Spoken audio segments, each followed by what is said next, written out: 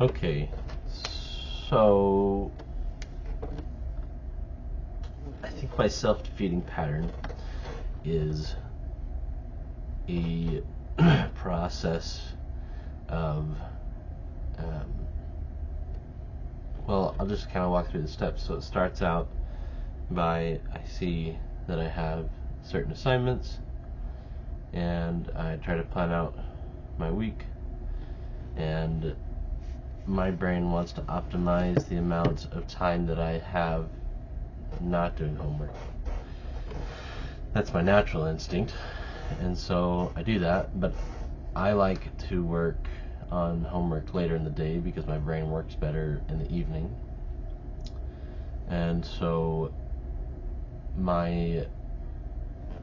if I don't set aside enough time for myself to finish the homework that's due tonight, then I will start to get stressed as I see that I'm getting closer and closer and might not make it. And the closer I get, the more stressed I get, assuming I'm seeing that I'm not going to make it.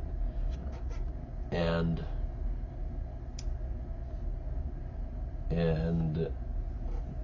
the more stressed out I get, the less cognitively able I am.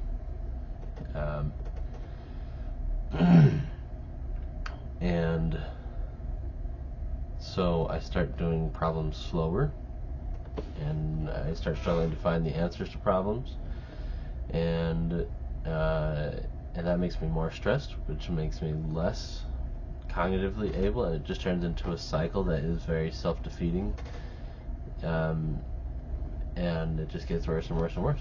And in addition to that, if I happen to get everything done in the right amount of time, I still procrastinated, and when I procrastinate and get things done on time, maybe I do them faster than I expected to, it's hard not to feel good about myself for doing it. So I reward myself for procrastinating. So that's also self-defeating.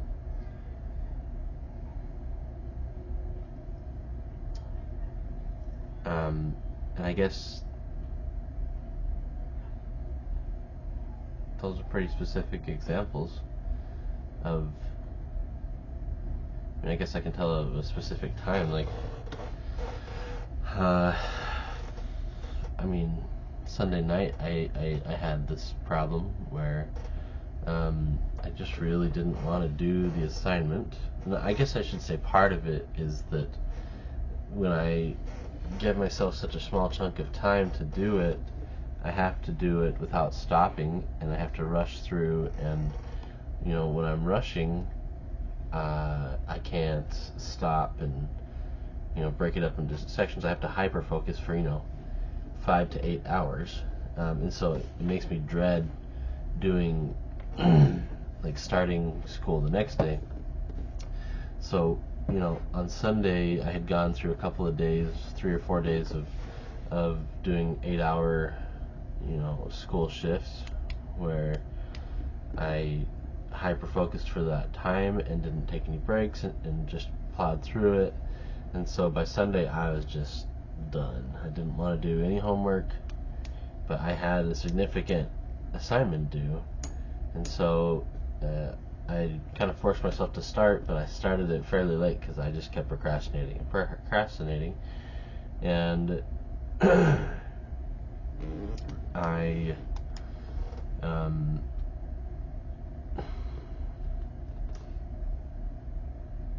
I got to a point where I could tell that if I was going to finish the problems, I was only going to have 15 minutes per problem, which each problem, ideally, I would like to put an hour towards each problem.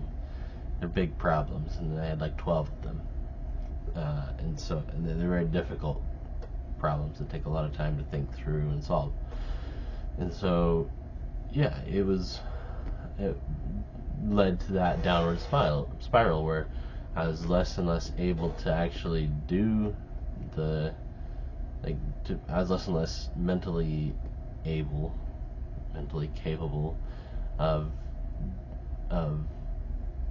you know, figuring out the problem, but I was also getting closer and closer, and it was looking less and less like I was going to make it.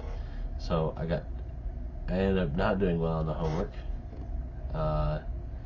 and yeah, so that's a specific example of that self-defeating pattern. And this specific particular habit, I think it comes from my inner desire to optimize the amount of time I spend. I mean, it's all based around that. Like,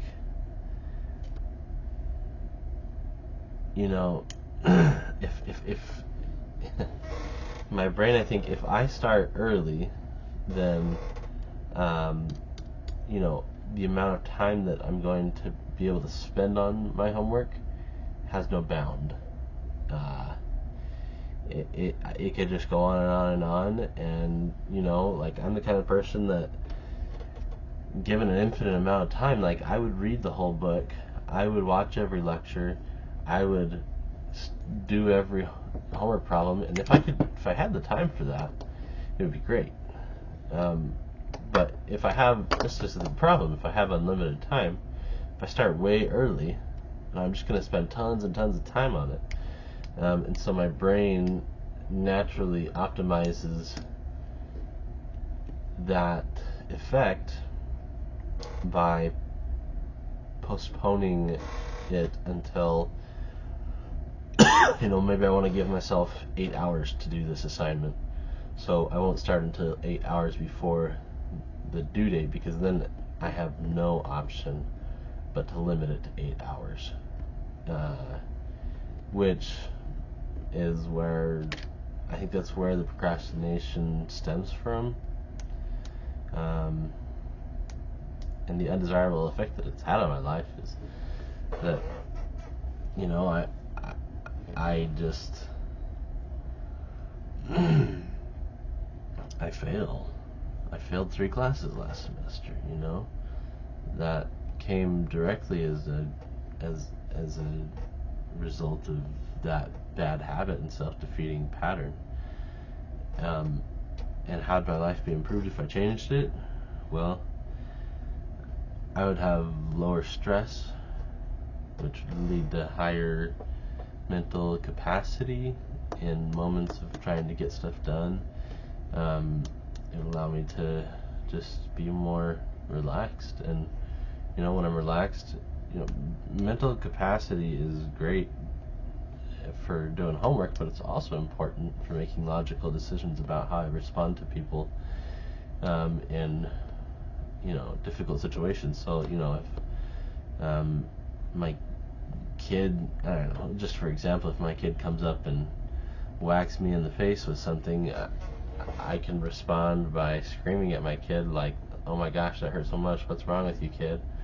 Or I can say, "Hey, that wasn't okay. You know, why would you do that? Let's not do that anymore." Obviously, the appropriate response is the second response, but if I'm stressed out, that frontal lobe of my brain is disengaged, and I respond with the back of my brain, which leads to a harsh response that is not thought out. So, you know, that kind of stuff would be changed if I could lower the amount of stress in my life and be better at not procrastinating. And that's the end of my video.